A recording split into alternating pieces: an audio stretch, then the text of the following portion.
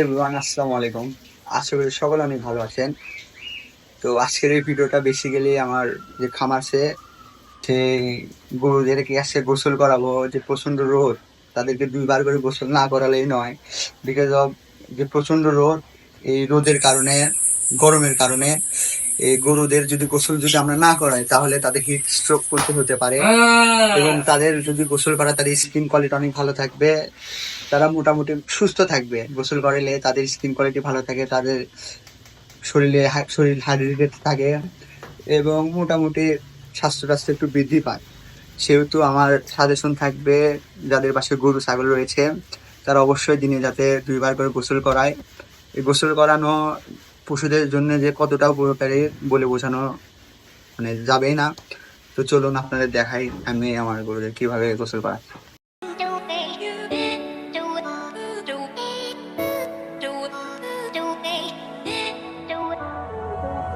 Lost in your mind, I wanna know,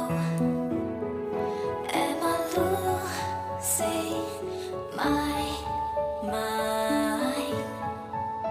Never let me go.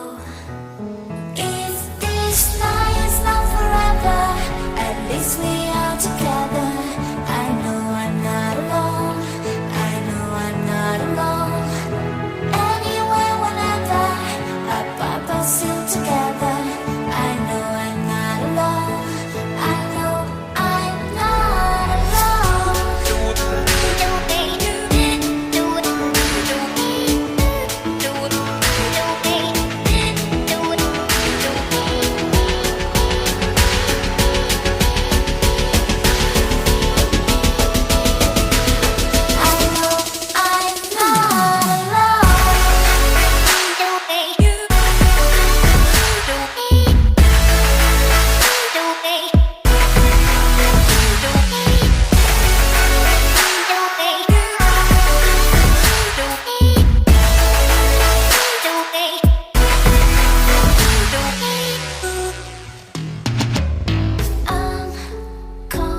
Unconscious mind, I'm wide awake, wanna feel one last time, take my pain away.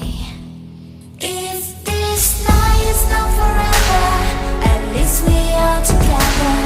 I know I'm not alone, I know I'm not alone. যে গোসল করানোর পরে দেখেন কতটা clean লাগতেছে গরুগুলো।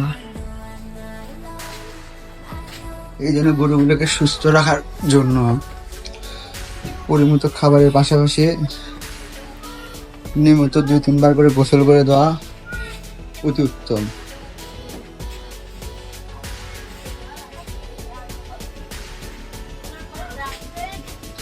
বর্তমানে আমার সবচেয়ে পছন্দের একটা গরু।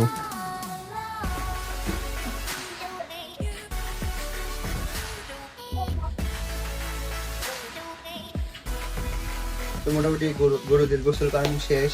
আপনাদের আমি বিফোর এবং আফটার দেখালাম।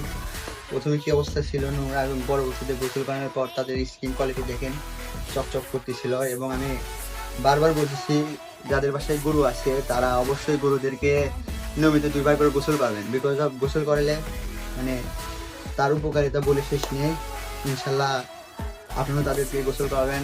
আর আপনার গবাদি পশু যখন সুস্থ থাকবে, বা যে সকল পশু আপনি লালন পালন করেন তারা যখন সুস্থ থাকবে, আপনি তখন মনের মানসিক দিক দিয়ে সুস্থ থাকবেন। তো আশা করি আজকের ভিডিওটা আপনাদের অবশ্যই ভালো লাগছে। ভুল ত্রুটি যা হয়েছে ক্ষমা করে দিয়েন। ইনশাল্লাহ নেক্সট ভিডিওতে দেখা হবে। আজকের জন্য বিদায় নিচ্ছি। আসসালামু আলাইকুম।